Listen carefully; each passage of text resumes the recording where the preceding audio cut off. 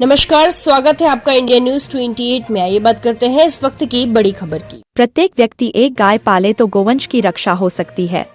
मुनि श्री पानी गांव आष्टा से पग विहार करते हुए जैन संत मुनि श्री 108 माधव सागर महाराज एवं मुनि श्री 108 सिद्धार्थ सागर महाराज रायसेन पहुंचे। यहां जैन समाज के श्रद्धालुओं ने ढोलन गाड़ों और भव्य शोभा यात्रा के साथ उनका स्वागत किया। श्री 1008 पारसनाथ दिगंबर जैन मंदिर में दर्शन के बाद दोनों संत श्री 1008 शांतिनाथ जिनालय पहुंचे, जहां धर्मसभा को संबोधित करते हुए मुनि श्री ने गो संरक्षण का संदेश दिया। उन्होंने कहा कि यदि प्रत्येक व्यक्ति कम से कम एक गाय का पालन करे तो गोवंश की रक्षा स्वतः संभव हो सकती है। मुनि श्री ने सरकार से भी अपील की कि चरागाह भूमि को अतिक्रमण से मुक्त कराया जाए, ताकि गोवंश के लिए पर्याप्त चारे की व्यवस्था हो सके।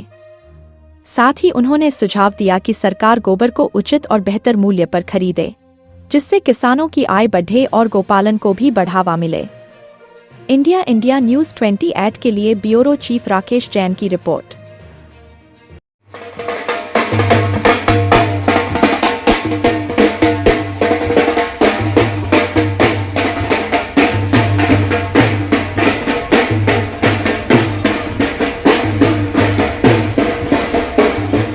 गो संवर्धन के लिए गायों के लिए घास की व्यवस्था, उनके चलने बैठने के स्थान की व्यवस्था, गौशालाओं का निर्माण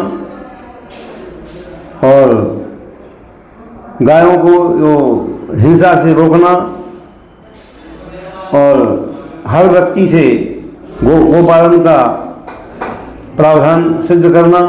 घर घर में व्यक्ति यदि गोपालन करते हैं तो अपने आप गायें बच सकती हैं, उनका परिपालन सही तौर से हो सकता है।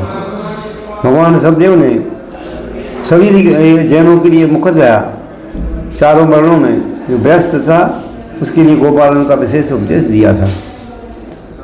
तो भगवान ही जब गोपति हैं, गोविंद हैं भगवान सददेव, तो सभी के लिए, श्रावकों के लिए गोपालन कम से कम एक गाय सबके घर में होना चाहिए।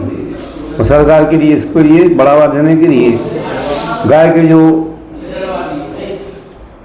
अंश हैं गोबर वगैरह, उससे उसको जो है विशेष तौर से खरीदना चाहिए। ज़्यादा पैसे में तो आदमी गोपालन करेंगे और घास की व्यवस्था होना चाहिए। गायों को जो है चरने की व्यवस्था सरकार को करना चाहिए। तो रोड किनारे की ज़मीन थी जो कब्जे में हो गई है, उसको फिर से अपने हस्तगत करके गायों का संरक्षण करना चाहिए। जाति की समृद्धि के लिए गोधन की आवश्यकता होती है।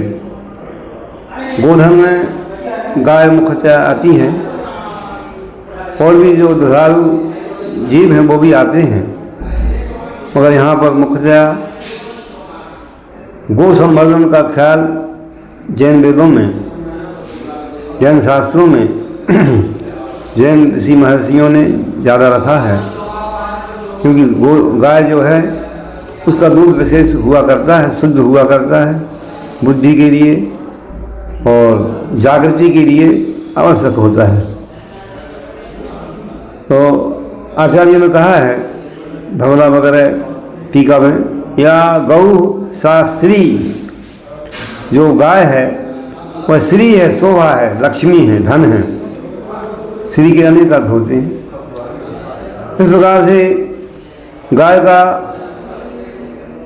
जो पालन है, गोपालन है, वह भगवान सददेव ने कर्मयोग के प्रारंभ में ही कुलकर्मों के माध्यम से जो बताया गया था उसी को आगे बढ़ाते हुए भगवान सददेव ने गोपालन सिखलाया। इसलिए भगवान को गोविंद, गोपति और पशुपतिनाथ